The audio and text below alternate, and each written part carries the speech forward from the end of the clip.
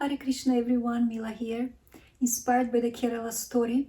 In today's video, I would like to address the importance of reading Shastra or spiritual scriptures, the Vedic spiritual scriptures such as Bhagavad Geeta, Srimad Bhagavatam, Ramayan, Mahabharat. I have the impression that our young generation does not read or reads very little. And if we don't read, we will not know what is wrong and what is right. And if we don't know that, we will be they will be very easily able to manipulate us and to take us away from the path of Sanatan Dharma. So if we read, we will know the answer to the questions. Why was Shiva lamenting after his wife died? Why did Krishna have so many wives in Dwaraka? Why did Krishna in Vrindavan dance with millions of gopis in Rasa Lila? Was Ram not able single-handedly to defeat Ravana? Why do we worship monkeys? Why do we worship Hanuman? And so on. If we read, we will know the answers to these questions. For example, Krishna says in Bhagavad Geeta, chapter 2, verse 11, a wise person neither laments for the living nor for the dead. So Shiva, we all know, is not an ordinary human being. That's why he was not lamenting in a way that an ordinary human being laments. That was a spiritual, transcendental, spiritual separation that he was feeling.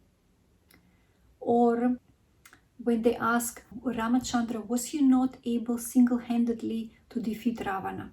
Yes, of course, he was able, because he is the Supreme Personality of Godhead. He single-handedly killed 15,000 demons from the Dushan and Kar's army, who were the two brothers of Ravana. But he engaged Hanuman and his army of monkeys just for the sake of engaging them in his service. Because this is a very important point.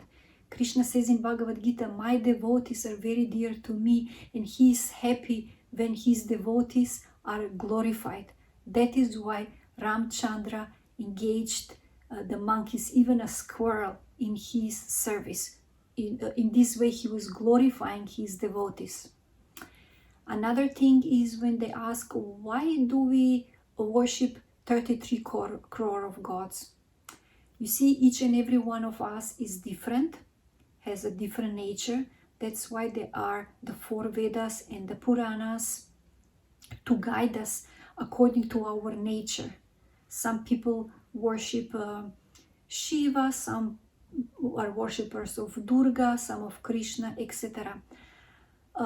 If we understand this universe, like for example, if we can just do this analogy of a government, the government has many departments, many offices, many different jobs in order for the whole government to run. Similarly, there are also many gods and demigoddesses who run this whole universe. They are all engaged in service of God, of the Supreme Personality of Godhead, Krishna. For example, there is the demigod, the god of the moon, Chandra, of the sun, Surya, of the wind, Vayu, of the fire, Agni, of the rain, Indra. They are all engaged in serving the Supreme Personality of Godhead. Another thing is when they ask why God married 16,108 queens in Dwaraka, and why did he dance with millions of gopis in the dead of night? Because he's the Supreme Personality of Godhead, he can do anything. But the point is, you see that in Dwaraka, all 16,108 queens, Krishna provided for each and every one of them huge palaces, and he satisfied them in all possible levels, and they were all happy and satisfied. And far out fact is that he was with each and every one at the same time, every single day. Similarly, also in Vrajalila, Krishna danced as a young boy. He danced with millions of gopis, but each and every gopi thought Krishna is with her only, because Krishna expanded and each and every gopi was happy and satisfied.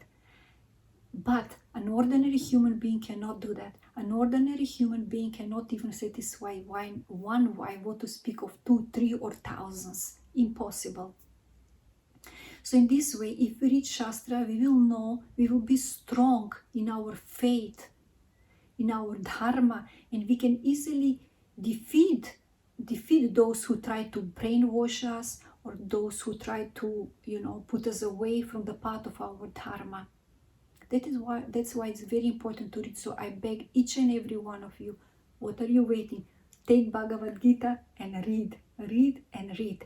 And another point that is important is not only reading, but it is also that we study this Shastra under the guidance of a bona fide spiritual master, that he can disperse all doubts that we have in the mind. Can be spiritual master or elevated sadhu, and so on. That's why I request every parent, teacher, mentor, please do educate your young daughters in our Sanatan Dharma. That is such a great wealth. Thank you very much for watching, and Jai Jai Shri Shri Radhe Shyam.